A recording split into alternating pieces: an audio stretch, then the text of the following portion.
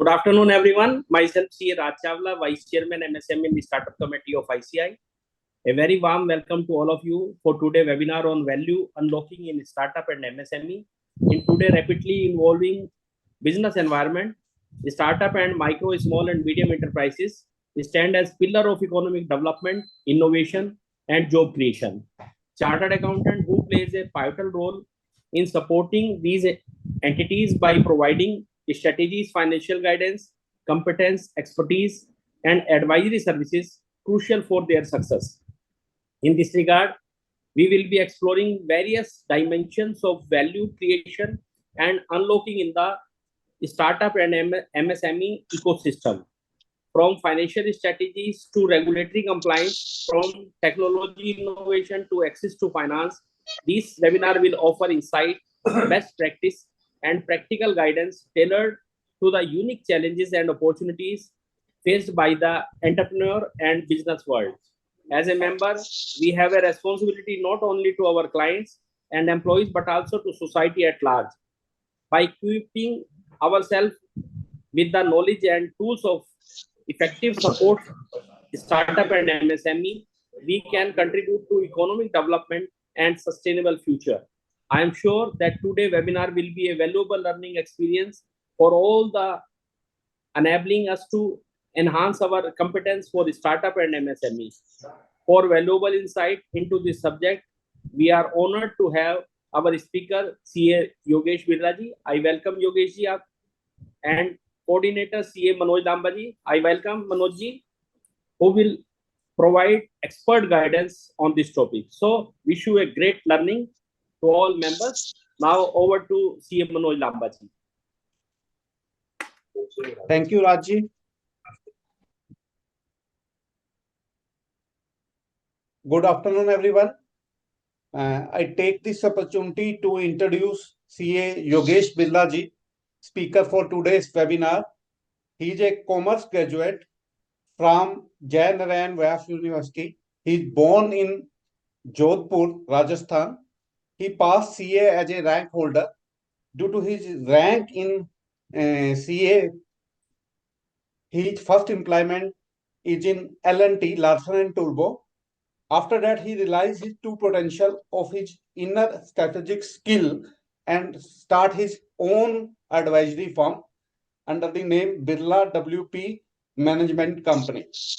He is providing strategic advisory, particularly in the field of project feasibility study, cost-effective project, techno-commercial management, business evaluation, etc.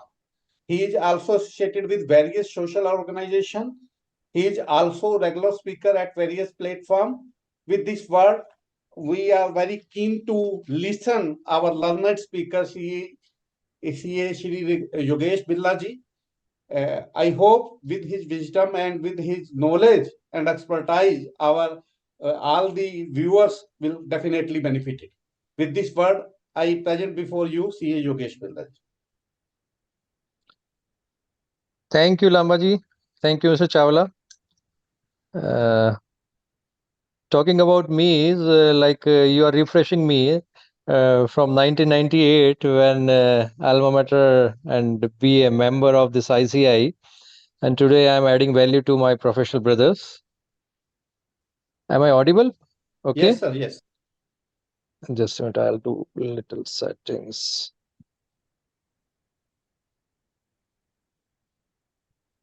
I don't know why my video is not coming on the top. Technical team, why my video is not coming on the top? I don't know. It's proper? Yeah, Yes, it's proper, sir. Please continue. Okay. Thank you. So the topic today is very interesting.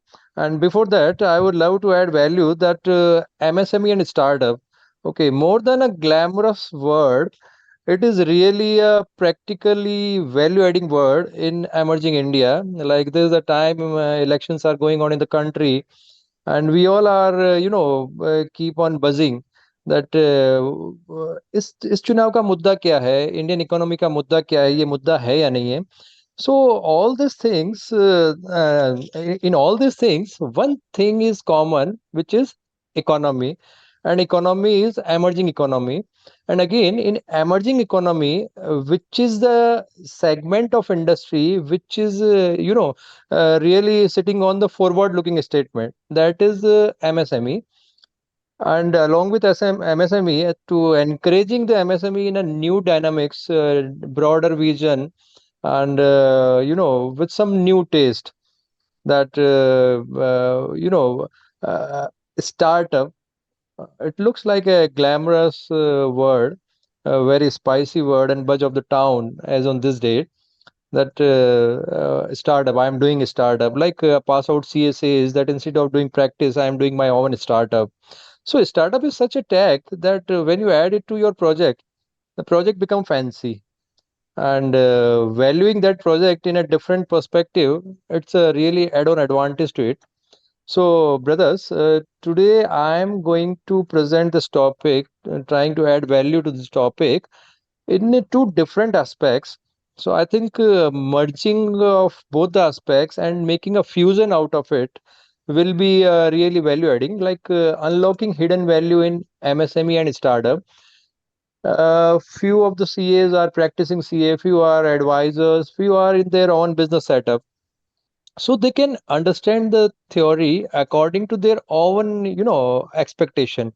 Like practicing people can learn the things the way they have to guide to the clients.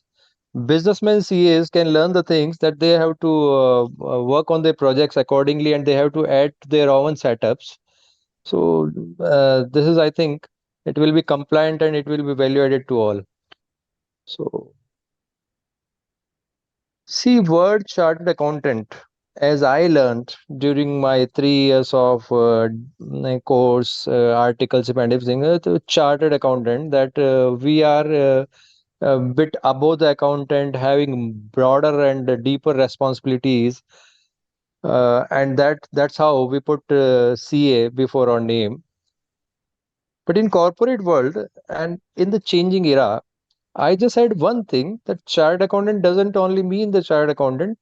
We are the people, we have to drive ourselves from compliance to advisory. So how I take CA for this workshop is, C means compliance and A means advisory. So this is for all the practicing and advisory brothers, that chartered accountant or compliance to advisory, our shift is going to add value to us. That generally we are a compliance people, that we prepare computation, we file up ITR, balance sheet, P&L, all those things, and it is the GST return or all other returns. Okay, so these all are compliances.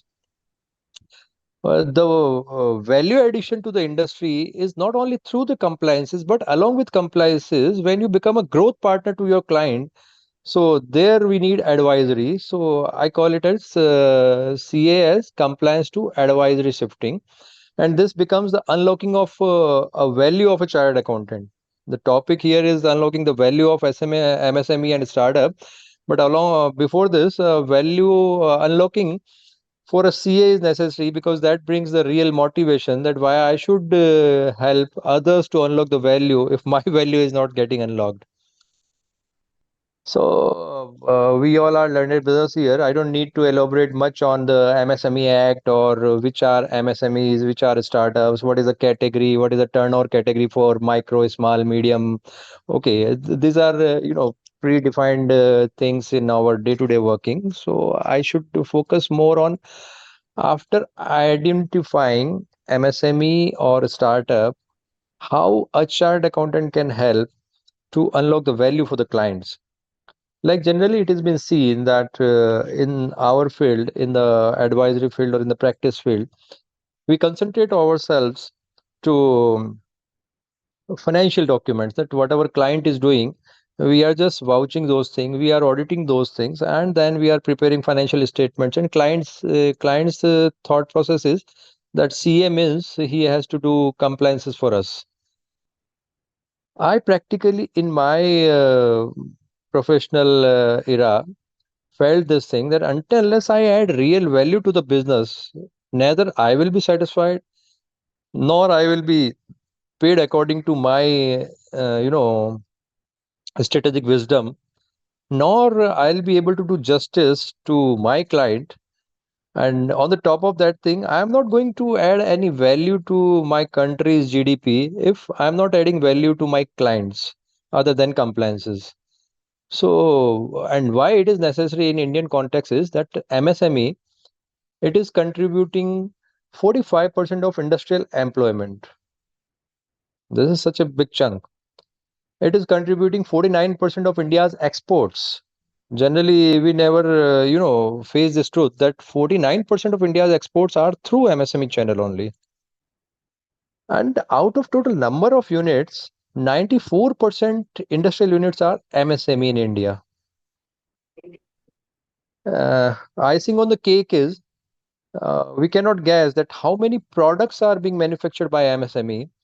And you will be wonder to know 6,179 diverse kind of product range is being manufactured and supplied by MSMEs to other industries.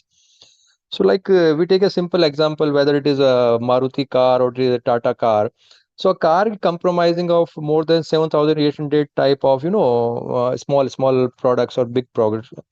So, a car comprising of 7,000 products may be comprising of 7,000 vendors, 700 vendors. So that way, 7,000 diverse kind of products are manufactured in the top line MSMEs, and all this uh, putting all these flowers in a basket, it becomes a big scope for chartered accountants as a more than compliance to the advisors.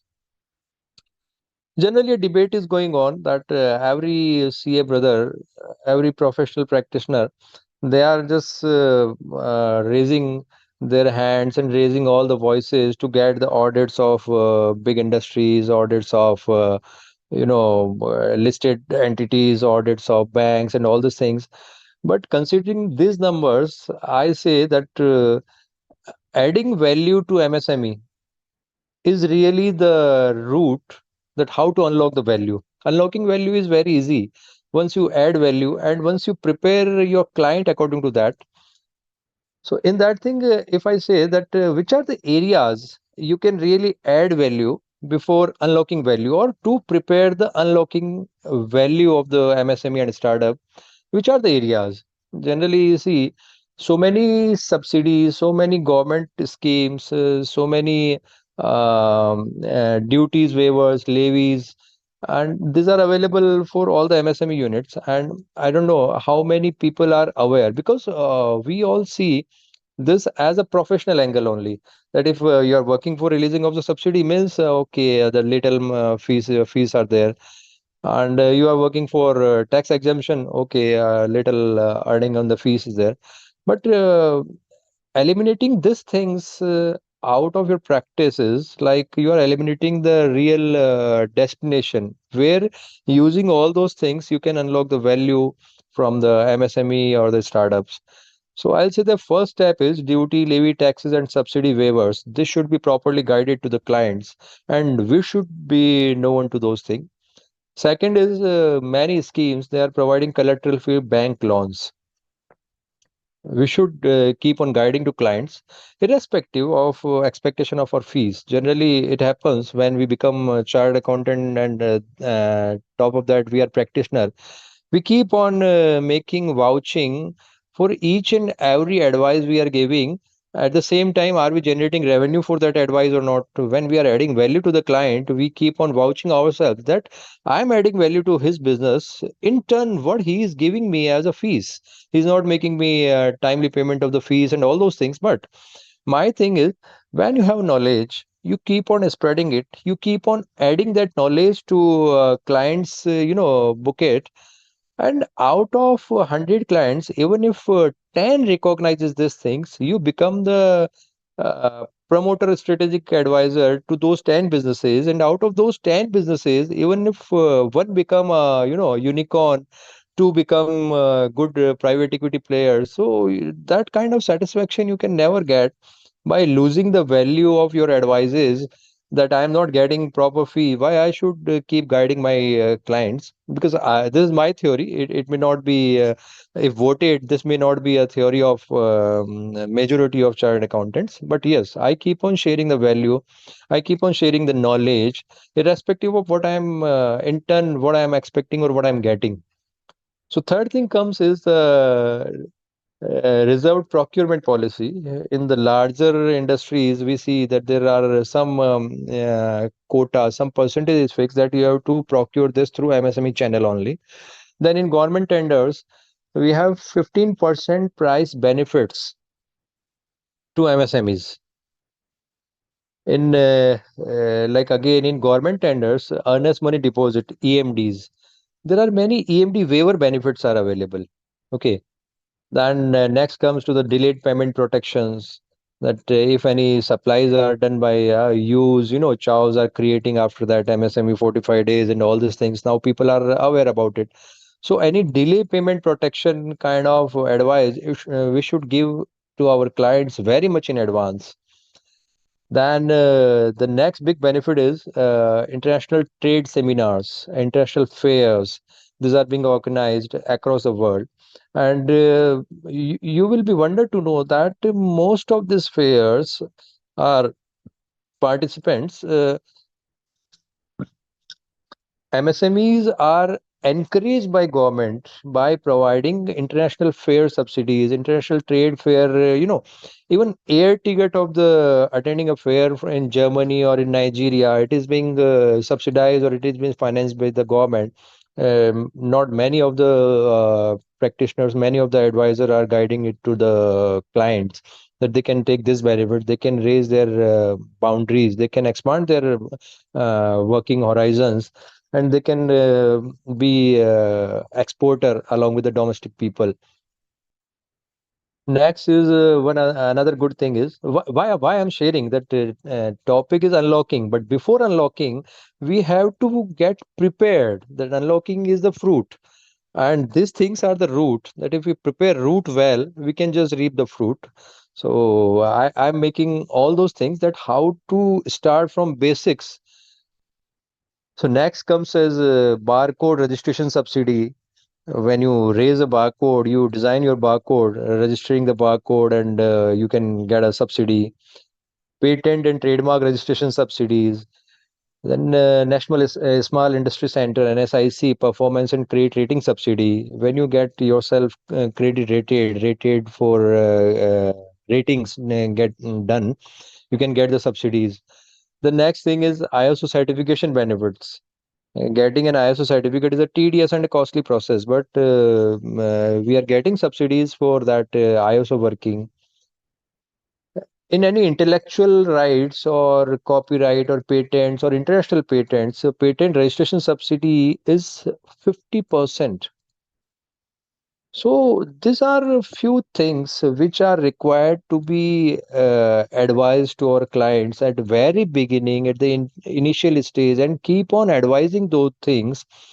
That makes the survival of MSME or startups in a good pace. Because this is not a listed company, it's not a big corporate which is having some extra capital, which is having extra manpower, which is having extra control over the resources. Because this is working on a very limited capital, very limited resources, and very wider horizon they have. They should know in advance all the mechanisms that root to fruit, how they have to grow. So these are a few of the schemes which are available. We should keep guiding to the clients, and in turn, you will see that your yearly fees or your compliance fees, those are getting nice hikes by the client when he feel that due to my CA, due to my compliance person, I got a subsidy in the patent like 1 lakh or 5 lakh. I got the subsidy. I got a free participation in international trade fair. For us, this is just a sharing knowledge. And when we have knowledge, sharing it to one client or 100 client at a glance, it takes the same time, same WhatsApp forward, same WhatsApp broadcast, or in our client meeting, it is the same sharing, but it can benefit out of 100, it can benefit to 50, it can benefit to 20 clients. At least for those 20 clients, we are getting an inherent growth in the fees. So these are two different angles that before getting, or sorry, not getting, before expecting a professional revenue hike, we should start giving something which is not pre-assumed or predetermined with what in turn we are going to get. So summarizing these things, I generally say that educate and analyze the clients. This is must, which is generally absent from total practice areas, that we don't want to educate them. We don't want to analyze their businesses. We are just sitting on, our segment of doing the regulatory work. One big area is that when these smaller businesses are working, they are not very much compliant. They are not very much regulated. They are not very much, aware about what kind of reporting they have to do their to their bankers. So we should keep analyzing those things, that negative impact on their credit scores, a very big thing. Maintaining their CIBIL, a very big thing. It looks small, that why I should be worried about the CIBIL of my client when he's my compliance client only. But if I am on the place, I'll say that a compliance client will remain with me if he remain alive. If he is not compliant on his CIBIL, if he is not compliant on his credit scores, and the day comes that he become NPA or he become defaulter with the bank, neither client remains, not his nor his business remains. So when both are not there, I'm going to lose the client and the revenue. So it is my basic duty to keep on guiding them towards the negative impact on their credit scores.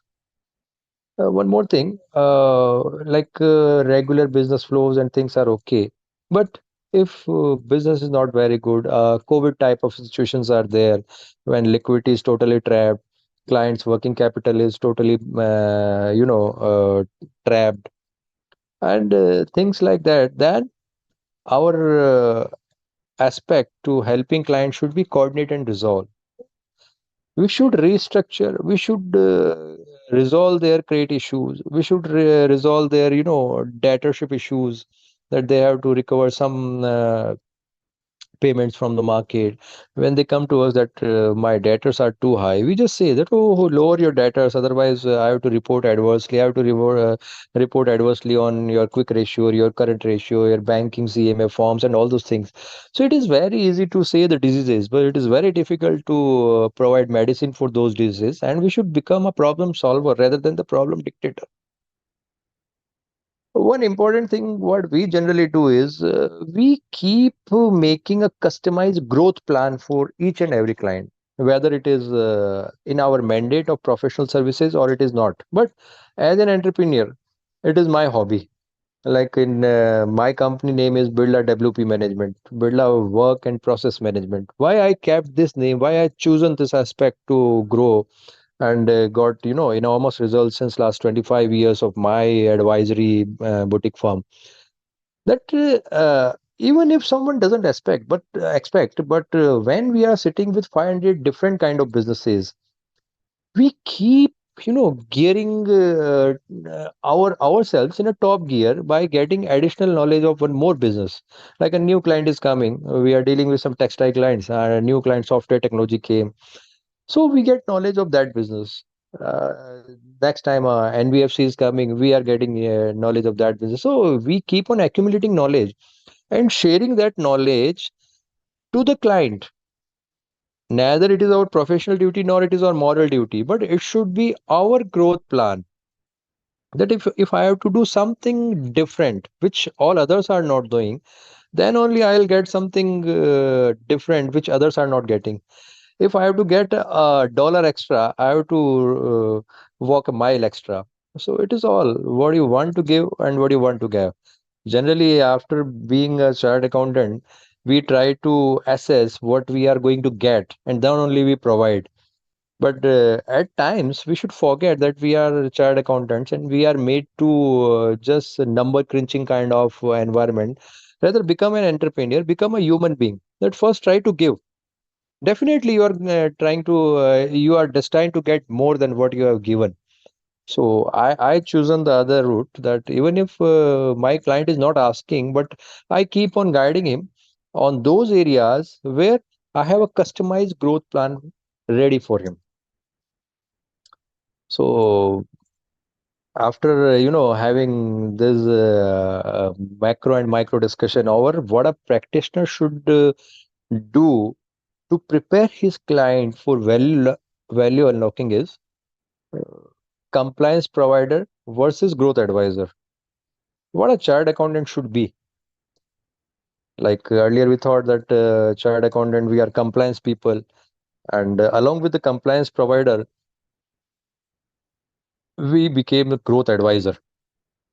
So, what we are getting by this growth advisory and creating value for them?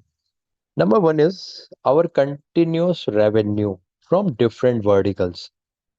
Along with our auditing, along with the statutory services, along with the compliance services, we are going to get an assured revenue. If the business of my client is working well, definitely I'll be paid well. Second, better knowledge mix. More the balance sheets or more the P&Ls you go through, and at the same time, more the business formats or business meetings you do with the clients, these are adding better knowledge mix to you.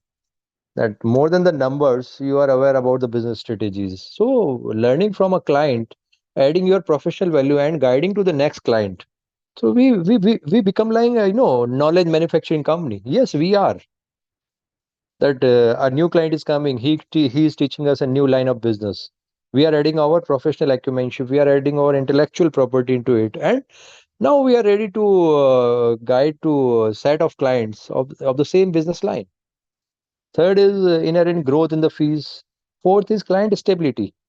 Generally, a comparison, apple to apple comparison is there when you say I'll charge audit fees of 1 lakh rupee.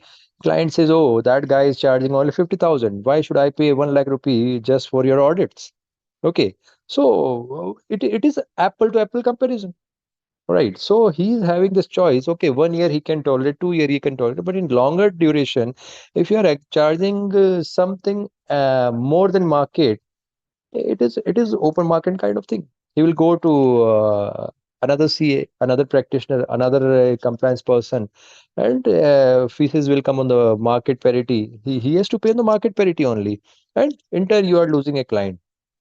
So how this and rider, walking an extra mile brings client stability is client is always having a calculation at the back of the mind that what my CA is doing to me is just compliance. Or along with compliance, he is keeping a third eyes watch, a third empire's kind of watch on my business.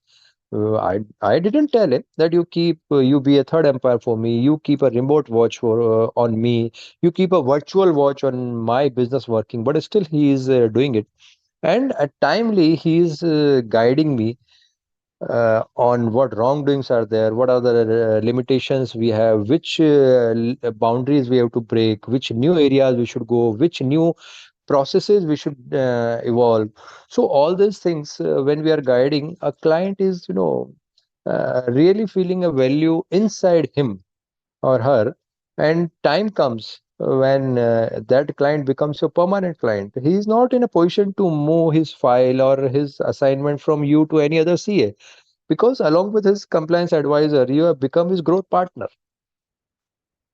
Last and the most important things out of this, it brings real dynamics in our professional working is word of mouth goodwill, what we are creating.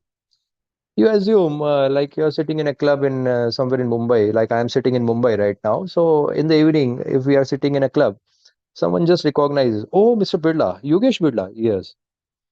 Okay, I don't know you. Okay, you don't know me, but your client XYZ, he was just referring that my advisor is fantastic. From the day I formed up my company, I just have to do my business, and he has to guide me, he has to handhold me, he has to mentor me in all aspects, whether it is legal or logical, all the aspects of the things, he is taking care of me.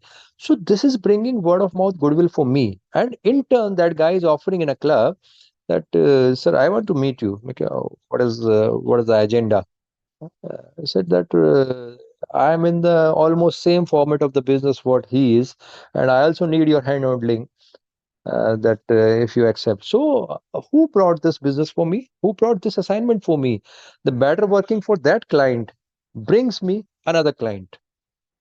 Because as a CA, we cannot advertise our services. We cannot make some good marketing. We cannot do sales promotion. We cannot go ahead hunting the clients. So this is how, again, our inbuilt knowledge strength, that we invest that knowledge on a particular client. In turn, he becomes our word of mouth goodwill person, which keep on spreading the fragrances. So these are basics we should prepare before we understand the value unlocking in a larger horizon, that professionally what we have to invest before we get we keep on expecting value unlocking for the client. I'm audible to everybody. If someone raise a voice, I'll be confident. Yes, sir. Perfectly audible. Okay, thank you. So now coming to the second part of our discussion or the knowledge sharing is that till the time we got prepared as a chartered accountant to as a growth advisor or a growth partner kind of thing. Now, when you became a growth partner, it is your prime responsibility that when someone trusted you, someone is reliant on you, someone thought you are more than a compliant kind of personality, how to unlock the value. Unlocking value in our sense, if I say in my 25 years of experience, people are coming to Mumbai in my office with their balance sheets, whether SMEs, MSMEs, or those kind of format, that, sir, I want to go for an IPO. Okay, it's okay. We get you listed in SME exchange or BSE or NSE. Or, sir, I want some private equity. Okay, we get. But are this the only value unlocking? Or there are real value unlocking mechanism or aspects imbibe in your business practices? Yes, those are. So in this, we have to discuss this 5 6 things. First is we should take one example, that one of my client, he was basically a very good seller of shirts on those e-commerce website. We call it Flipkart or Amazon, whatever it is. So neither I'm sharing the name nor the real numbers. This is just for our learning purpose. We are sharing the example. I was going in a flight, and that guy was traveling with me from Mumbai to Tiruchi, sorry, Kochi. He was Keralite. And we were just discussing what you do. It happens when you are sitting in a flight, you don't have any other business than to chatting to raising a talk to your co-passenger. And as a CA, we keep on raising the things. So I just what do you do? Because sir, I am a seller of shirts on Amazon. Okay, you sell, you manufacture. Yes, sir, I manufacture and then I sell. Okay, what is your brand? The brand is not keeping any value, sir. But okay, what is your size? How many shirts you sell a day? Okay, around 700 shirts I'm selling daily on the Amazon and Flipkart. It's okay, decent number. 700 shirts multiplying by the number of, the price, it becomes a decent annual turnover. See that 1 hour and 40 minutes of the journey and 1 hour of this knowledgeable talk brought me another client, and I should say brought me another listed entity in next 4 years. How it turned up. And after discussing this, the practical story, I'll go with those theoretical format that how we should do it. Okay, we came to Kochi. He said that okay, we are exchanging our cards, and he will meet me again. Next time he came to me in Mumbai, in my office, and with a predetermined agenda, sir, I want to grow my business the way you were discussing that day. Okay, so this was my marketing. Now marketing got matured. I am about to get one more client. So he came to me, sir, I'm doing this thing. Now, what should be my real, attitude or aptitude as a professional? That first you hand over your file to me. I'll start filing your return. I'll preparing your balance sheet, and but I don't do all those things. I said, who's your CA? Okay, he's somewhere there in Kochi. Oh my God, wonderful. Sir, should I change my CA from Kochi to Mumbai? Should I bring all the files to you? Make it no, never. Your compliance person, your chartered accountant should remain like what he was. I should keep on adding value to him through you. Okay.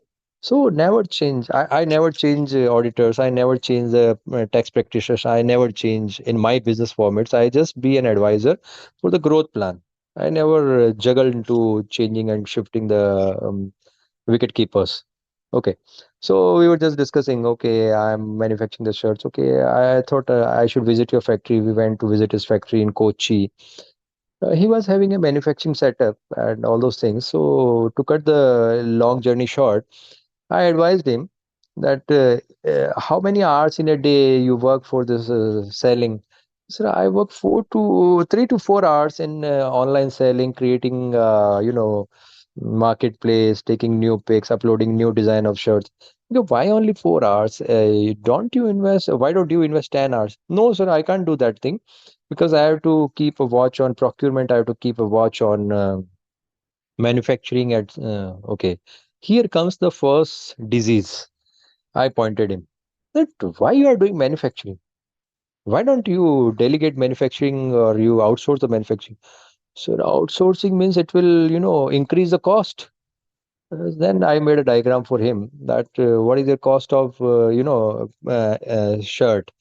It is around 300. Out of that, 210 is cost of clothes and accessories or whatever, and 90 rupees is what is official cost, like factory cost or manufacturing cost. So we said that if we get it stitched outside, how much will be?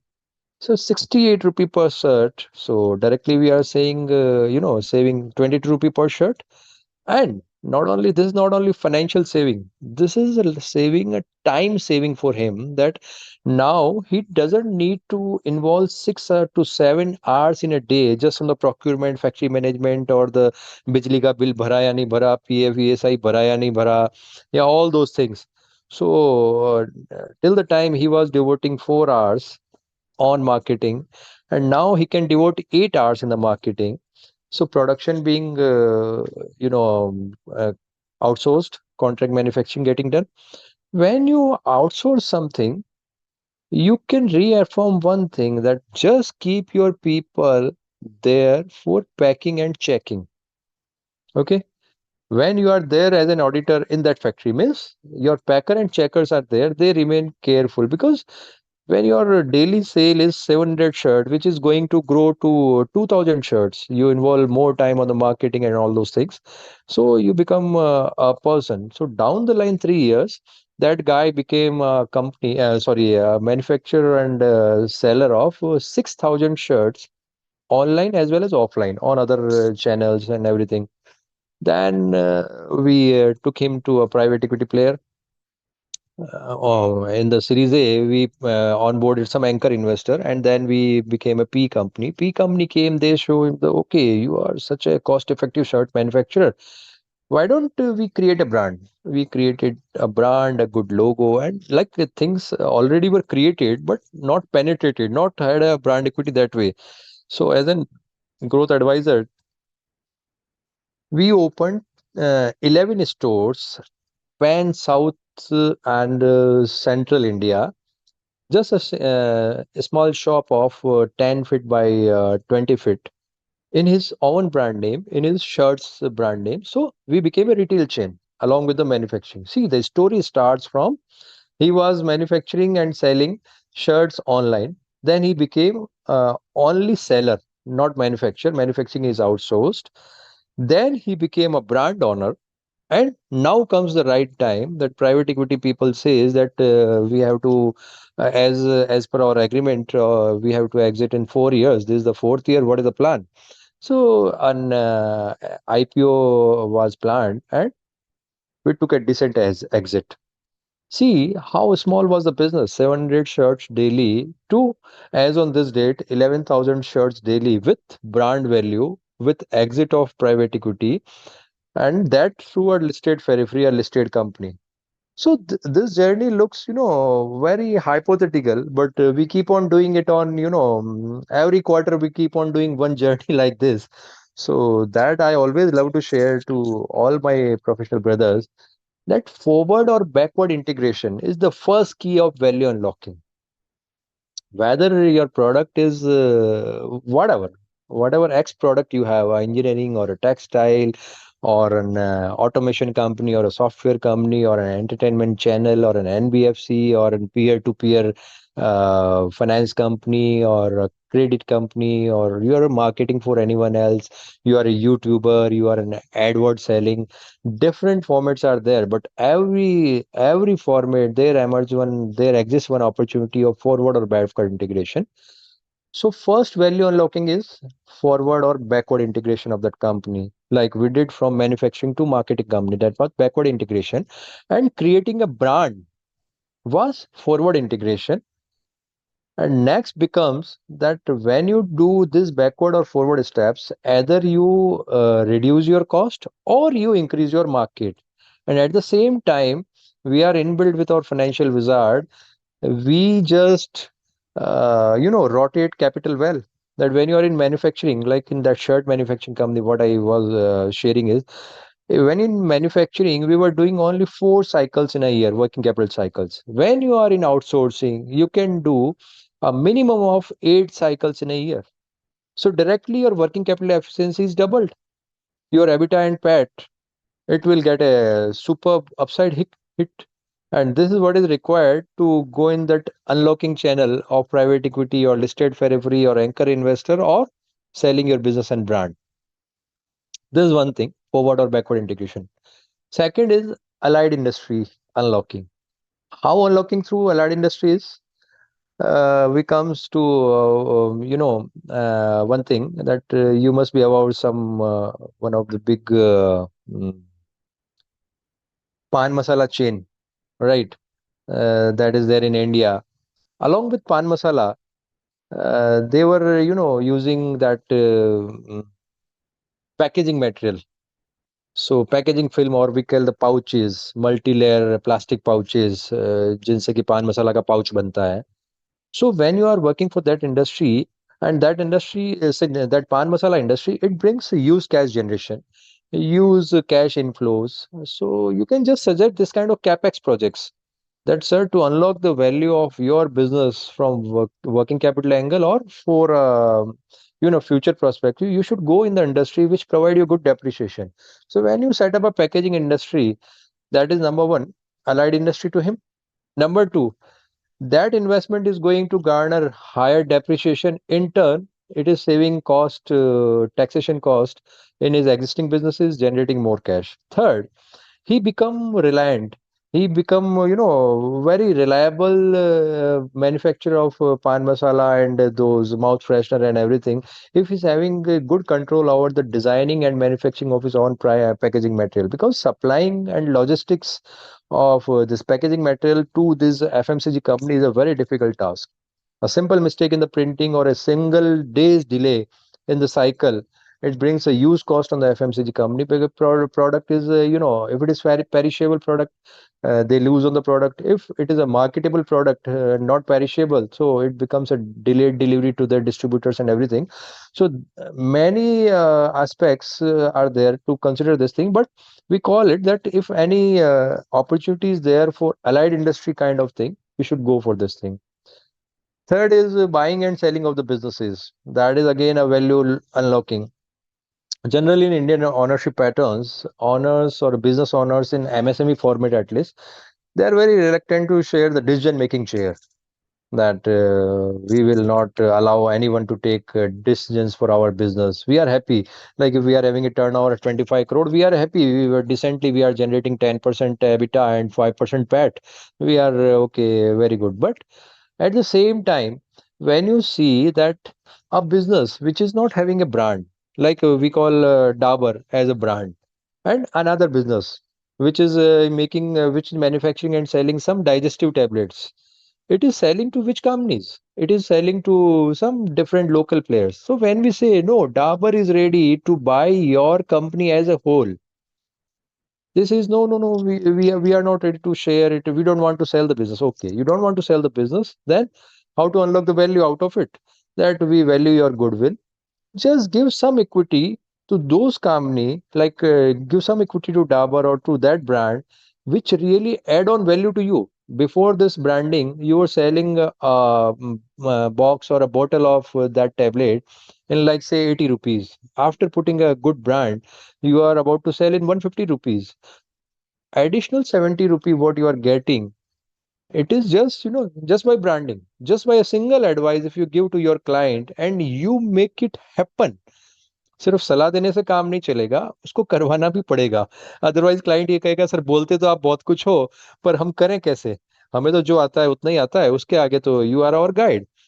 Since I keep on doing many MOUs like this, I always try to share them that once you become compliant, अभी पहले मैंने जो सारी बात आपको बताई, that to prepare a good ground to value unlocking is must. उनको clients को अच्छा डॉक्यूमेंटेड करो, अच्छा कंप्लाइंट करो, उनकी वर्किंग कैपिटल स्ट्रीमलाइन करो, प्रोमोटर्स और ऑनर्स जो भी उनके हैं, उनको उस प्रोफेशनल सेटअप पे लाओ कि they keep on delegating the authority, they keep on sharing the decision making chair, they keep on getting habitual of your interference in their company, so the day they start digesting their advisors interruption in their decision making process, the next day they will start accepting the private equity funders or any others interruption or any others board sharing, chair sharing in the board. So these are very basic things we should do. Looks basic, but this becomes a critical if not done on a particular time. The next is what I see is techno commercial efficiency, which generally is missing in our part. We are very good vouching people, we are very good auditing people, we are again very good working capital management people. Then next again we are very good low interest funds management people, कि आपका अभी 10% में funding हो रहा है, हम 8 में करवाएगा, आपका वर्किंग कैपिटल साइकिल 4 चल रहा है, हम उसको 6 करवाएगा. So that all you can do, but this is not the only business. This is not the only thing which is booming or grooming the business. अभी टाइम तो सॉफ्टवेयर से हटके हार्डवेयर से हटके एआई वाला टाइम आ चुका है. Until unless we are having that knowledge that how his business can go from fifth gear to sixth gear by evolving or adapting this new technology, it can bring some techno commercial efficiency, it can enhance the productivity. All these knowledges are required within us, and we should also break those boundaries if we have to become advisor from the practitioner, right? We should keep on learning all those things. I am talking today means I have learned, I have practically did it, and then only I am able to share it to you with so much of the confidence and with the practical backends in my product, my clients and my projects. The next one comes is expansion. We guide our clients in the expansion is only in the one angle, and then in the second angle. First is what subsidies we are going to get for him for the expansion. Second is how the funding of the expansion will be done. We have basic these two interests. In subsidy, we are going to earn our fees. In funding, we are going to earn earning a fee for one assignment. Why don't we become his vertical or horizontal expansion partner? Partner, not in the sense business partner. Partner means intellectual partner. And we keep on earning every year. This means that a platform is working well, a factory is working well, our trading concern is working well. Now we have to identify is a vertical expansion is required or horizontal expansion is required, right? Vertical expansion, what I say is adding value to a product. A person is manufacturing rubber. From there we devise him that okay, you can also manufacture tire.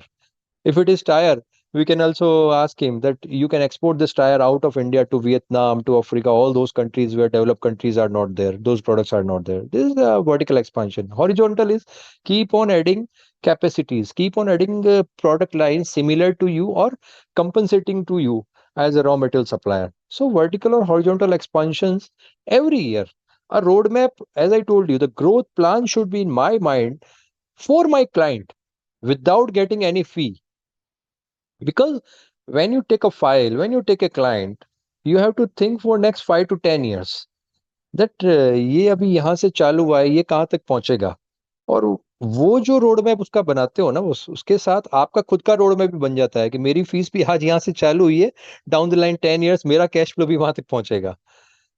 But this is an egg and Hahn story, कि पहले मुर्गी आई या पहले अंडा, पहले client fees दे या पहले मैं उसको वैल्यू ऐड करूं, हमेशा यही चीज चलता रहता है.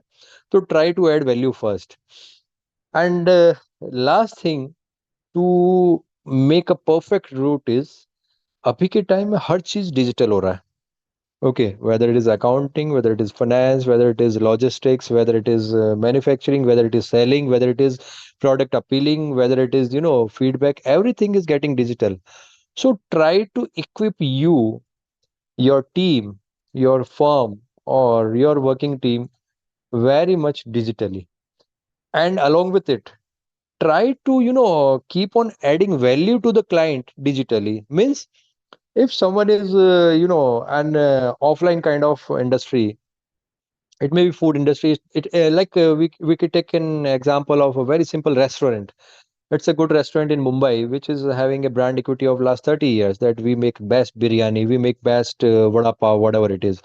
And with my digital knowledge, I add on value to the client that okay, if I have to eat vada pav, I have to come to you, right? Yes sir, आपको मेरा दुकान तो आना ही पड़ेगा, मेरा वड़ा पाव खाना है. तो that is an, imbibe kind of thing which these restaurant owners or the food giants they are having. उनको ये गुडविल लगता है अपना, कि किसी को भी मेरे यहाँ पे आना है, मतलब वड़ा पाव खाना है तो मेरे यहाँ आना पड़ेगा, बड़ा गुडविल और एटीट्यूड फील होता है उनको. आई जस्ट से दैट अभी तक तो ये सिस्टम था that people use to come to vada pav. Now the system is vada pav should go to the people. So people used to come to vada pav means they were paying like 10 rupee for or 20 rupee for the vada pav. If vada pav goes to them, you can charge 25 rupees. Number one. Number two, you are breaking your geographical boundary. Number three, you are creating a brand. अभी brand क्या है कि उस shop पे जाना है. अभी पूरे मुंबई में मैं कहीं पे भी हूँ, मुझे वो वड़ा पाव खाना है. Like Jumbo King vada pav, they open 45 outlets 10 years back. So some person thought this, that breaking the geographical boundaries, making a brand, and then they become an listed company. They came up with IPO. They are now doing wonderfully well in that segment. So adding digital value to your client is must, is essence of this time. So fit it in your mind 100%, that try to add soft skill value to your hard product client. That is must.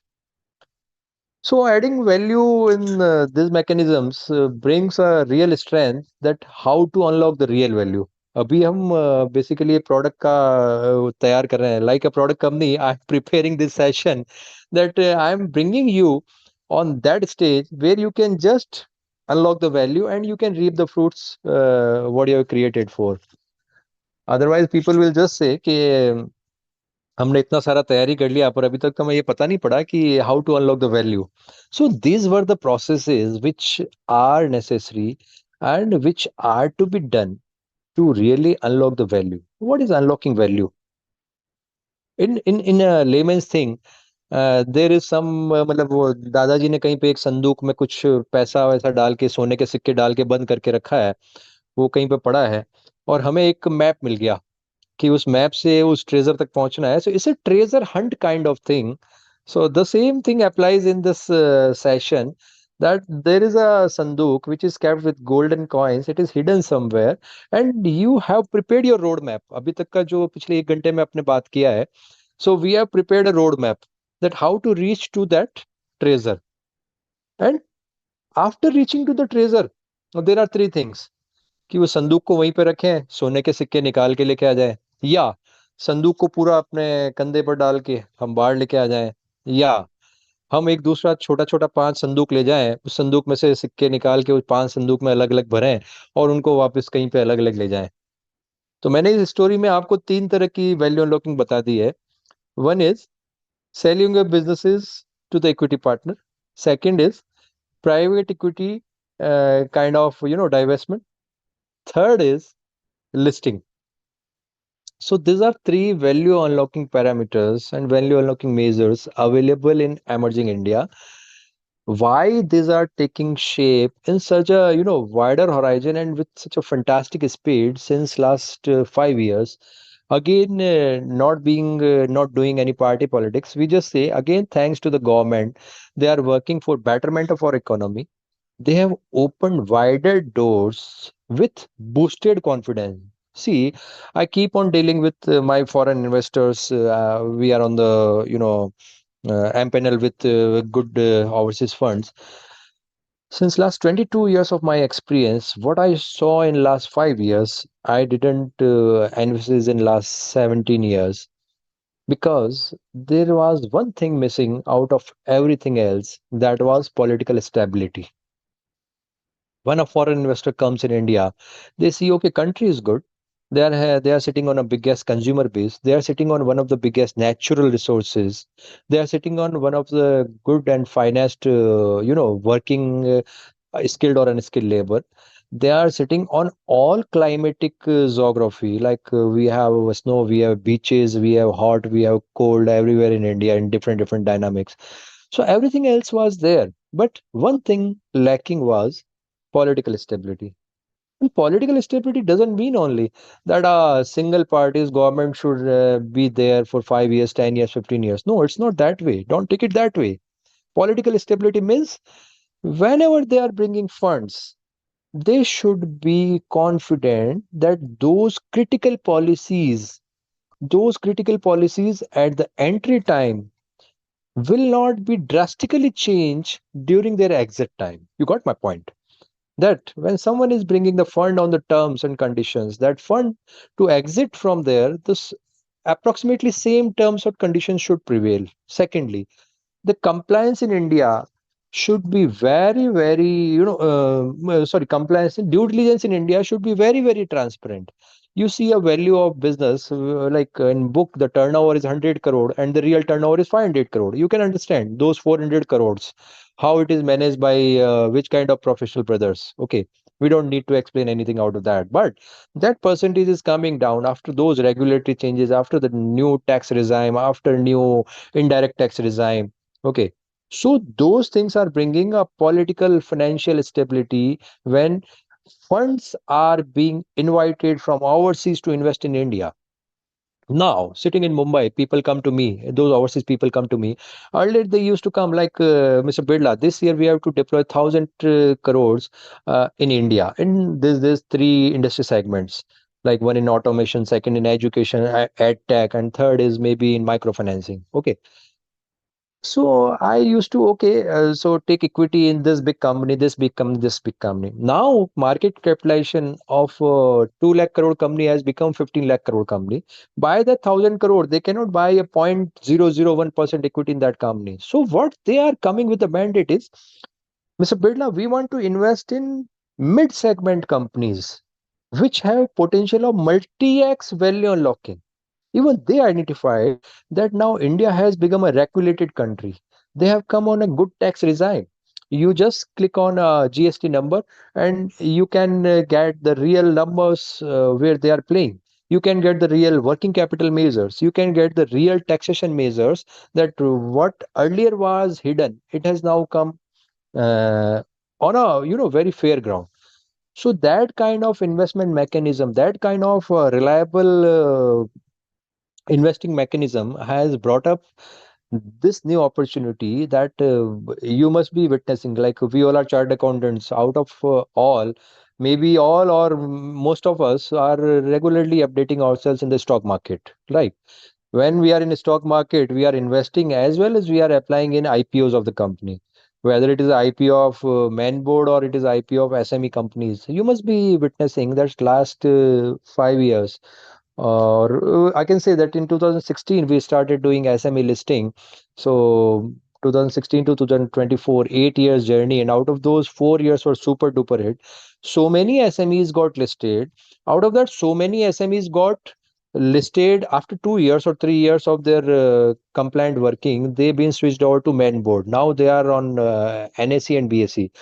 So value unlocking of an of a startup or MSME industry in a listing way or in a non-listing way. So first we discuss a non-listing way. Non-listing way means you got some private equity partner for this company, this MSME. They buy some equity, they be with them. They don't only fund you, they fund along with the fund. They give you the network, they give you the knowledge. That one of my eye surgical clinics. They got expanded in Uganda, Tanzania, Ethiopia, and all those things just by their network. They were a brand in India, but they got same brand parity overseas. So these are the benefits of being unlocked through a private equity player. Then next comes is hello. The next comes is value unlocking through selling of the businesses to the bigger brands. In turn, you remain owner of the businesses, but to the part like a core function like manufacturing or a particular function is being managed by you, marketing is being done by them. In a reverse position, in a vice versa position, marketing may be done by you, manufacturing may be done by them. So this is the business alliance kind of value unlocking. And third value unlocking, that after any value unlocking, the real unlocking will come when business become the larger format investors base, means it comes in the listed periphery. So it comes in the SME listing kind of thing or the main board listing kind of thing, where you get the real value partners. That what was the benefit of you're preparing all those mechanisms you're bringing at this stage and taking it to the next stage. Once you come in the listed periphery after value unlocking, that we take an example that one business, it was having you can say like sale of 25 crore and PAT of 5%, like 1.25 crore. So after all this vertical, horizontal integrations, automation, new documentation, due diligence, process automation, everything. Now the turnover sits at 100 crore, maybe just fourfold, but PAT increased to 10%. So what is your value unlocking? It is just not four times, 25 crore to 100 crore. Value unlocking is always at the bottom line, not at the top line. Top line you just multiply by the four, but at the bottom line efficiencies, the automation, the digital working, the brand equity, the lower cost of capital, all brought your PAT from 1.25 crore to 10 crore. So it becomes 8 time value unlocking. Generally the misconception is that value unlocking is only through the top line, that okay, my sale was 25 crore, now it is 100 crore, I did and they never concentrate on the profits, that what was my net profit and what is my net profit. Just increasing value on the top line doesn't mean that you unlock the value, because when you go to any equity player or when you go to the listed periphery, your net profit multiples you are going to get, whether when we call it a P multiple or value to the book or EPS, all those are going to be considered. Your sale, your share capital or your turnover, it is not going to be, given value over there. So these are all the basics how we should grow, and each and every aspect of what I have discussed is a very detailed aspect. I could share just with my 22 years of professional experience and in turn total 25 years of post CA experience, that we have dealt with more than 232 clients, pan India, Asia, Africa. And that is why we are, in par, we are saying that right now India is an emerging economy. It is sitting at par with all those developed economies. We are documentation wise and compliance wise, we are more or less at par with any developed economy. And adding on with this political stability, everyone in the world, every another developing economy, every other country, every country which is financially rich or technically rich, they want to collaborate in India, they want to invest in India, they want to invest the technology with Indian partners. And that's why stock prices of those companies which are having foreign technological collaborations are increasing like anything, because consumer is there, raw material is there, abundance of natural resources are there. What else you need is just a smooth lining of processes. Second, the reliability in documentation and policies. And third, all this brings political working stability. So with this, I just finished my first phase. Lamaji, any questions on it? Hello, Yes, sir.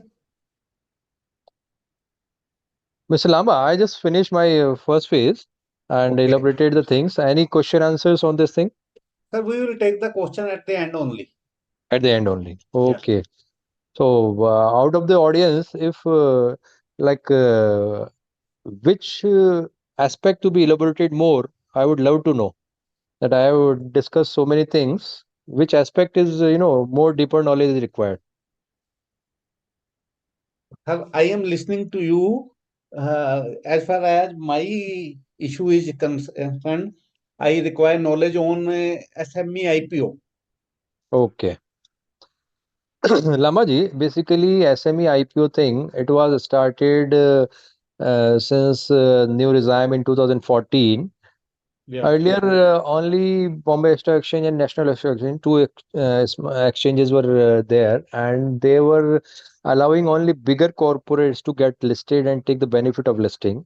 Okay. So, benefit of listing was not only, making status or getting your shares profitable in the market.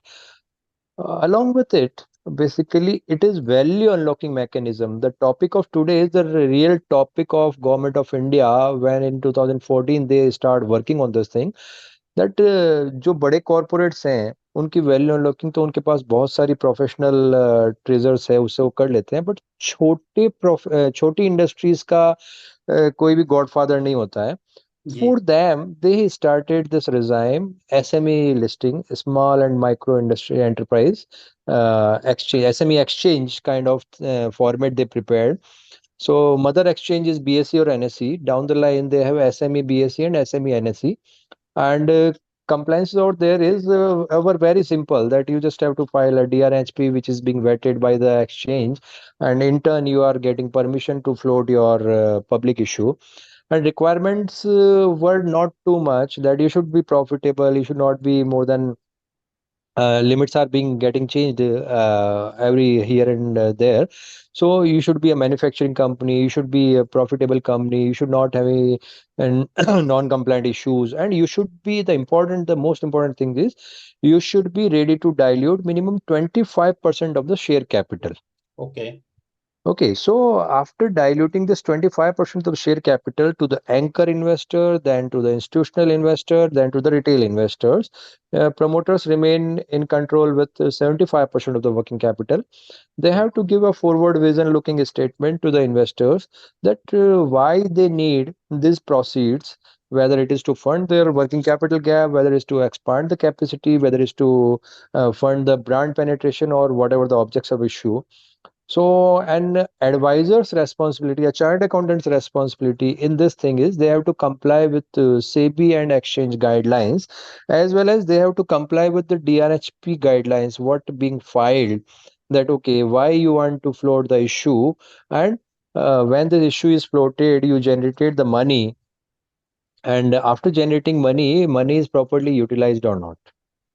So this was the theory behind the SME exchange, and I'll tell you the real benefits. What is the benefit of getting listed is, like I told you, one industry which is very wonderfully working. It may be like your client in Chandigarh. They are working somewhere in Mohali industrial area. They have some auto ancillary kind of thing, where Yeah. they are auto ancillary to some big automobile manufacturer. They are making some parts.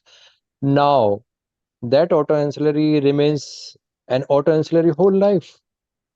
If it is attached to one company like Hero Honda or JBM Auto or Ashok Leyland, it remain attached to them and they don't have any other things. But along with this, in the balance sheet, other than the financial figure, there is one invisible figure that is goodwill. Yeah. Working with 20 years of loyalty, honesty, and good production measures, efficiency measures, they have created a goodwill in industry. How that goodwill is to be measured? So listing gives you the real measurement of the goodwill, what you have created in your business since last 20, 30, 40, 50 years. So when you got listed, you get a fair value of your equity. that you consider that my company is of 100 crore कि आज अभी इसको बेचता हूँ तो 100 crore आ जाएगा, and listed market is the best market to judge your words कि अभी 100 crore आएगा या 60 crore आएगा या 160 crore आएगा. So that becomes a judgment that yes, where do my value belongs to. Second benefit is your shares got pledgeable shares.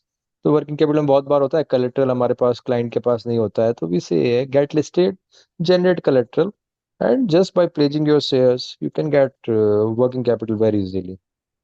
Third thing, when you are in the listed ferry free, you are rated by those companies, like as companies coming into India, foreign investors coming in India, they want to invest in some furniture maker. Okay, so they just say which are top 10 furniture makers in India. Now to identify that the top 10s means how to identify turnover wise or profit wise or product wise or brand wise, automation wise, efficiency wise, how. So mixture of all this thing is stock exchange. So his advisor, like Mr. Lamba or as a Yogesh Birla, will just browse on the stock exchange, which are listed furniture companies. So this is the benefit of listing, that you becomes a player, you becomes a placemaker in those lists, that yes, I do exist in this business segment at so and so number in India. Like there may be 20 listed companies. Based on those 19-20 parameters and the ratio analysis, we can really vouch for the right company, that you are at number 5th efficient company, you are number 11th efficient company, and we can reply to those funding agencies, yes, this is a good company. So listing gives you transparency and listing gives you status. It is just like in layman's language, we can say there are maybe 110 million civilians in Chandigarh, and out of that, how many are members of Chandigarh Club? Okay, so maybe 5,000. So when a person is a member of Chandigarh Club Limited, they say, "Oh, I'm member of Chandigarh Club." Means out of 110 million, now he is one out of 5,000. So just to identify a real person, you have to identify certain parameters. On that parameter, you are identifying a person. So when I say that SME listing means right now maybe 3,000 companies are listed, so you become one out of 3,000, and in that 3,000 companies there may be 20 different segments. So you are one out of those 300 to 400 companies. So that gives a good recognition. Third thing is you get a nice working capital, interest-free capital. Right now, you are paying interest to the bank on your capital funding. At the same time, you are getting equity free of interest. So it increases uh, value of your business and gives you smoothness in working without having more leveraging risks. So these are a few answers to your question, Lamaji. Sir, one problem the SME is facing in raising capital through this SME IPO, the cost of raising of capital is very high. Because if I want to raise only 20 crore or 10 crore from this SME IPO, and for that I have to spend near about 1 crore or 75 lakhs, or you can say 80 lakh. The cost of raising capital is high. That's why these kinds of SMEs are not coming through these IPOs. How we measure cost, that is again one big debatable issue. That as a chartered accountant, we are just measuring a cost. That 1 crore लगता है, मान लीजिए 20 crore पे 1 crore लगा आपका, ठीक है. So percentage wise, if we say that 5% is the cost of raising funds, Yeah. I don't calculate it that way. For me, it is too cheap. Why it is cheap is it is just not 5% of raising the funds. It is not 5% just for the listing fare free. I say that आज की date में एक मुंबई में अगर आपको Mumbai club का member बनना हो, 2.5 crore is the fee to be a club member, and to become a listed company, if total expense is 1 crore, it is too cheap in the layman's language. But at the same time, I am getting an interest free capital of 20 crore. Is it right? So what is the normal rate of interest if I consider that is around 8% at the bare minimum MSME level? So if 8% is my annual interest expenditure on 20 crores, like 1.60 crore is my annual interest payment. And I am getting permanent interest-free capital in 1 crore. So how much I am saving? If I consider 10 years, so instead of paying 16 crores and in cumulatively, instead of paying 22 crores interest in 10 years, I am just paying 1 crore one time. And is it costly? नहीं, एक बार लगता है शुरू में उसको समझाने में बस और कन्विंस करने में। यही सबसे बड़ा अपने पूरे इस लेक्चर का मैकेनिज्म यही है कि एज ए सीए एक बार अपने को लगेगा और एज ए क्लाइंट एक बार लगेगा, बट अपने को उसी वे में उसको समझाना पड़ेगा कि if you have a vision for 10 years और 20 years, then only you should come there. If you just have a vision of one time thinking कि एक बार का मेरा कॉस्ट क्या है, मैं फ्यूचर का बेनिफिट नहीं देखता, this shows the negative intention of the person that he just need to get listed, but he is not going to deliver the things. If this kind of promoters are coming to my office, I frankly say, and I openly say them that your intention is negative in all other aspects and positive only on one thing, that I am trying to get listed. Okay, I say that if you are ready to deliver the numbers, if you are ready to foresee the market cap you are going to generate, this entry cost is nothing. And even on the figures, I say this entry cost is less than 1 year's interest cost on your fund. If 20 crore what you are generating and 1 crore is the fee, annual interest is 1.6 crore. You are not paying even 6 months interest to me.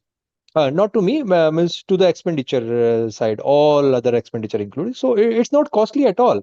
This is just a myth, and we CA brothers have to take this move forward kind of thing, that we should clarify that it is not a cost. This is an add-on booming thing. Maybe tomorrow SEBI is getting much tighter and much stronger for SME listing. You must have seen in last months that SEBI chairperson, they said Yeah. that we are going to tighten the SMEs. So this golden chance will be, evaporated very soon.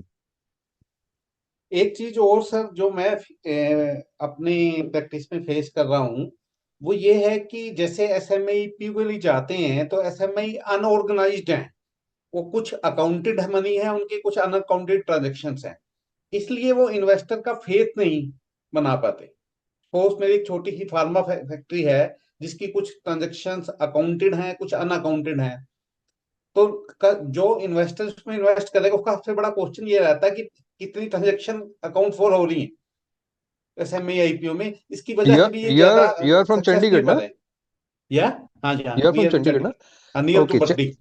Okay, तो आपके बद्दी में हमने काफी काम किया है, काफी सारी यूनिट्स बद्दी की जो आती, जो this pharmaceuticals and formulation units and examination units, they are on this thing. Then Mohali, Chandigarh के पास एक जगह है मोहाली, काफी बड़ा या इंडस्ट्री एरिया है वहाँ भी। या तो वहां से भी काफी सारे क्लाइंट्स हमारे माय पास ऑफिस आए इन हैं। मोहाली सर। अच्छा, your office in Mohali, okay okay. So Chandigarh Sector 17 and those places, my counterparts are there. So, this para banking or parallel economy on the official platform, definitely we don't have any answer to be recorded that how to address this thing or what are the mechanism. But yes, when नहीं नहीं, my pond is question is कि how we guide our client for this value unlocking opportunity to make more more and more transaction accounted in the books so yes, that they guide. can win the trust of the customers. Very true, very true. Guiding on to them is like, vouching with their mentality, basically, vision. Again, vision I come. Yeah. That we have to convince them or their next generation that if you see other compliant economies, whether it is Germany, it is USA, or it is anywhere, any compliant industry, until unless you are compliant on the documents, you cannot grow beyond a boundary. And breaking all the boundaries means documentary, you should be very strong. Like I told you, someone says my sale is 100 crore, but actually it is 500 crore. And we got his company listed. After listing, also, he remained that way only. Okay. At one fine morning, after 3 years of the listing, he came one day very, sick kind of voice. Sir, I was losing on one parameter. What happened? You told me, but I couldn't recognize. Like today, my market capitalization is around 800 crore on the sale of 160 crores. So it is 5 times to my top line. If I would have, honored your advice on my sale of 500 crore, my market capitalization would have been 2500 crore, right? So after diluting, still he is holding 60% of the equity. So on the 800 crore of market capitalization, he is just owner of 480 crore. And if he would have kept everything in white, everything documented, every invoice to be recorded in GST, his market capitalization on 2500 crore or at 60%, he would have been an owner of 1500 crore. So it's not that way that they don't get realized. They don't realize it. They don't consider it. But the only thing is, it's a continuous hammering kind of thing. We generally do one thing, that we guide a client. He say, "Oh, no, no, I'm not comfortable." We forget it. But in my habit, I keep on hammering them continuously. I keep on sending them good, project plans everywhere. Okay? There are two options: you remain compliant or you remain non-compliant. You remain compliant means everything is documented. Okay, there is nothing other than white. There is no blackboard in that thing, and these are the benefits. And these are not. I don't say that it is our prime duty, but as a professional advisor, we should keep on doing it. And in my track record, what you say is that out of 100, 70, 65 or 70 clients, after continuous hammering, accepted this thing. And I don't see a bigger ratio than this, that more than 50% maturity of the things generally doesn't happen. So if I am sitting at 65 or 70%, I am 50% above maturity level. So it happens. We have to keep them guiding. Yes, they feel this is a cost. Tax is a cost for them. As you told that on a 20 crore of SME IPO, 1 crore is a cost. And for me, because I'm sitting with a balance sheet, composite balance sheet of next 5 years, for me, that is not a cost. For me, that is just buying a jackpot ticket. So I have to buy a ticket to get a lottery. So we have to make them understand that way only. Sir जैसे पीछे काफी समय में काफी companies SME IPO लाए, जैसे आपने भी बताया कि नंबर 3000 पे पहुंच गया है, लेकिन ऐसी भी कुछ कंपनी सही है जिनका मतलब इशू सब्सक्राइब ही नहीं हो पाया। देखो बॉस, जब तालाब में बैठे हैं तो अच्छी मछलियों के साथ कुछ खराब मछलियां भी होती है। तो दो ऑप्शन होते हैं कि या तो हम तालाब को बंद कर दें तो सारी मछलियां मर जाए, जी या ऐसी कुछ खराब मछलियों का होना बहुत जरूरी है। कि कुछ खराब मछलियां होगी, उन्हीं को तो उनकी तड़फ देख के, उनकी हालत देख के अच्छी मछलियां और अच्छा बनने की कोशिश करेगी। So many SME issues got failed. They couldn't generate funds. They couldn't get the minimum required amount, and in turn, they have to call back. There is no other option. So what I always say is work with quality, not with quantity. Those were the advisors or those were the merchant bankers who were just playing on number game. That this year I have to mature 50 issues, this year I have to come up with 100 issues. The number game never brings quality. I never proudly say that I got so many companies listed. But because the listing is just a part of the process for me. For me, the business strategic process is most important. Value unlocking process is most important. And listing is just one of the exit gate out of that. There are other gates also available. Why should I always be worried on the listing side? So I never consider this that कुछ कंपनियां fail हो रही है इसका मतलब है बाकी कोई पास हो ही नहीं रहा है. So still the success rate in the SME exchange is much higher than what is the success rate in our CA examination. या एक क्वेश्चन सर आया है किसी व्यूअर का, whether known manufacturing company also list on SME exchange. There are certain I think he is guidelines. talking about trading companies. Yeah. There are certain guidelines where you don't need to be a manufacturing company as a law. You can be a service providing company, right? But the SME exchange concept is adding value is must. It should not be like that someone is buying salt from somewhere and selling salt to somewhere. Okay, he's just doing a book building. that he's buying salt and he's selling salt. He's not adding any value. So what SME exchange and what Indian economies need is you should be a value adder. There should be a value addition business kind of thing to get listed. In nutshell, we can say that pure traders are not permitted. But No, if you are adding some value to the product, no, I then would you not can. say that way. I would not say pure traders. You can be a trader of services also. So when I say pure traders means I am eliminating all kind of trading. I would just say that positively, instead of saying this is not allowed, I would say that any value addition kind of business is allowed. Okay. One more questions are here. How to get new startup clients at the start of your practicing journey? It's a very interesting, and I have taken more than 180 public speeches on this thing because I have delivered more than 900 speeches and various different platforms from IITs to ICIs, ICSI. Generally, this kind of questions being asked by my professional brother, and I reach back to my journey 25 years back when I started trying to get clients. See, it's very difficult to make a place in the world when you take birth. So, who helps you? By birth, you get surname by the family. You get name of your father, name of your mother, some family background, goodwill, and everything. The same theory is with us that after taking birth in ICI, means after becoming a chartered accountant, you have a minimum requirement of presenting yourself in the society, prefixing CA. Like if I'm Yogesh Birla, I can proudly say CA Yogesh Birla. Means I am those 2% of the civilians, or may not be even two. I'm those minute percentage of the civilians who are CA. So first recognition is I am different than others in betterment way. Then is we should always be big ears and big hands.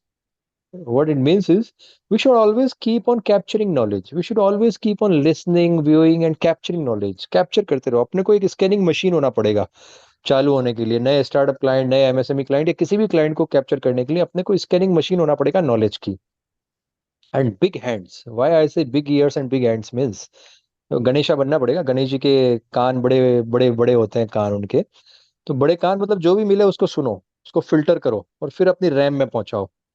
So your RAM should get stronger. And big hands means कोई भी तरीके का काम बिना remuneration की assurance और expectation के अपने को करना चाहिए. करना चाहिए मतलब जो मैंने स्टार्टिंग में कहा था आपको कि without expecting any fees, that okay, I am just a ITR filing advisor to my client. Why should I guide on business policies? Why should I guide on expansion? Why should I guide on making income plan? So सबसे पहले दिमाग से ये theory हटा दो. Definitely you ride a mile extra and you get a mile, you get $1 extra. This is a very simple theory that how to get new clients means other CAs or other professionals, if they are not doing and if you are doing this thing, definitely आज नहीं तो कल client will onboard you, definitely. And secondly, keep on sending any queries you have. I always remain open, Lama ji. So I always remain open for my professional brothers कि कभी भी कोई problem में फंस जाओ, कभी भी कोई एडवाइजरी या कंफ्यूजन में फंस जाओ, फटाक से मुझे एक मेल कर दो. So I'll be happy to answer you. And that sometimes it becomes a backbone for us when there is no one else to guide and he get a guidance from me. So I'm always open. At the end, if you love, you can just share my email ID. So that will help many. One more question from one participant. He or she wants to know MSME benefit in details because, as sir said, it is the root of the tree. I told you MSME benefits in first 15 minutes of the show that MSME benefits and the scope of advisory. I'll try to repeat in a very fast way that there are certain duty, levy, tax, subsidy waivers. We should keep on guiding that. For that, you have to go to the MSME Act and websites. Then second is collateral-free bank loans. Third is reserved procurement policy. We can guide to our client that these are the reserved item you can supply to this company. Fourth is EMD waiver benefits. Many tender we have EMD waiver available to MSME. We should guide. Then is government tender benefits. We have 15% kind of price preference. Even if you are not L1, but you are within 15% ferry free, you will become the supplier or you can get the order. Then we have delay payment protection 45 days wala that is available. Then we have many subsidies available to participate in the international trade fairs. International trade fairs. We have even airfare or the hotel tariff can also be subsidized by many schemes of the government. Then we have a patent registration subsidy that if you have some patents, you get them registered and you can get subsidy up to the 50%.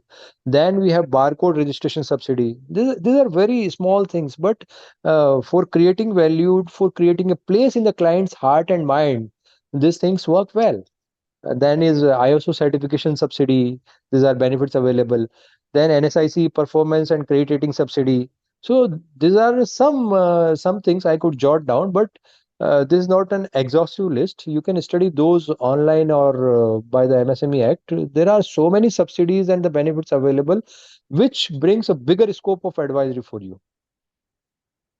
एक और question है sir, is equity listing one method to unlock the value of business for MSME?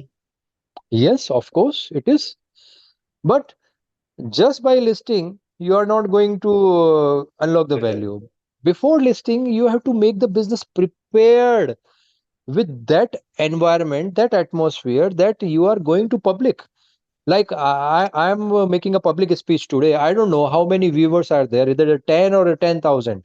But I have to remain confident on my side that I have prepared with my 25 years of experience that I can answer any good question within this framework. The same thing with the listing. Listing is not the only way or not the last way. But before listing, you have to do that complete homework, what I have guided in last 1 hour and 30 minutes. That complete homework, if it is done, listing will be the fantastic unlocking way. One more question is, sir, one of the criteria of SME IPO is post-issue capital should be at least 25 crore. So how to calculate this 25 crore? It is not should be. It is up to. Up to. Yes. Yes. So this gives the whole answer. What includes in capital, sir? It is in capital and share premium. It's include premium or not? I want to know that. No, it doesn't include share premium while calculating the eligibility. But after getting listed, it includes the share premium generated through IPO. Okay. Yes. So if the basic capital I raise 10 crore and 15 crore is premium amount, I met the criteria. That becomes a reserve and surplus, na? Equity plus reserve and surplus. How to calculate this 25 crore? For calculating that 25 crore, 15 crore is added or not? Share premium you generated, that is part of reserve and surplus. Yeah. Right. So the formula is equity capital plus reserve and surplus. So 10 plus 15 becomes 25. Okay. And एक और question है हल कि maximum SME IPO size कितना हो सकता है? सी maximum का कोई एसएमई आईपीओ साइज का लिमिट एज सच प्रिस्क्राइब नहीं किया गया है. The prescribed limit is based on the equity capital. You should be a company which is lower than 25 crore of market capitalization. So while raising the IPO, you can be a 200 crore company. That's not an issue. Sir ऐसा एक question है मेरे side से कि startups में आपको पता है कि प्राइवेट लिमिटेड कंपनी और एलएलपी को ही इनकॉर्पोरेट किया जाता है. लेकिन हमारे स्टार्टअप सारे एसएमई भी हैं, राइट, माइक्रो और स्मॉल भी हैं. तो जैसे ही वो ये एसएमई आईपीओ के लिए प्लान करेगा, वो स्टार्टअप के दायरे से बाहर हो जाता है और स्टार्टअप के सारे बेनिफिट खो देता है. तो सरकार इसके बारे में क्यों नहीं सोचती? एक तरफ तो स्टार्टअप को प्रमोट कर रही है, दूसरी तरफ हम स्टार्टअप को कैपिटल दे नहीं रहे प्राइवेट इक्विटी के अलावा.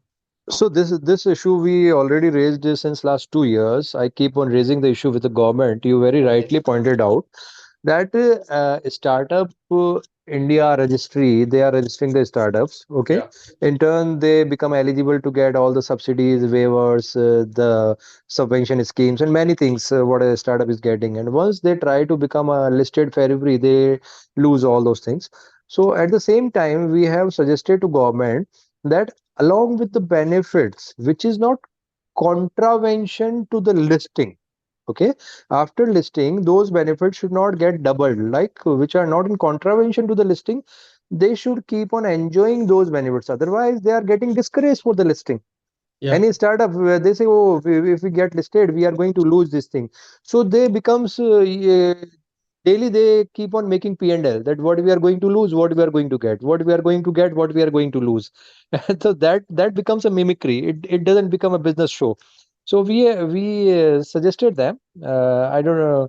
I'm hopeful that very soon they will listen to it, and they will give an redressing mechanism.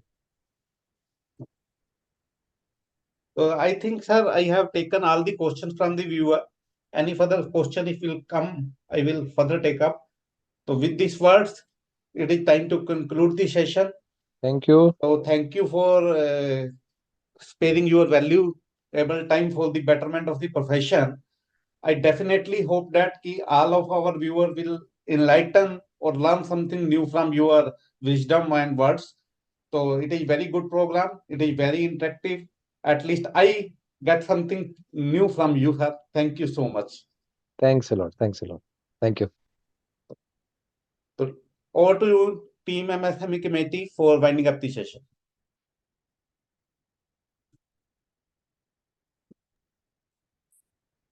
Thank you so much, Birla sir, for giving an awesome session on this topic. Thank you, Manoj Lama sir. Sir, this is Devang. Actually, my camera is not working off laptop. Hello, you getting my voice, sir? Yes, sir. Yes. Thank you so much, sir, for giving your precious time on this Welcome. awesome topic. Welcome. Thank you, Birla sir.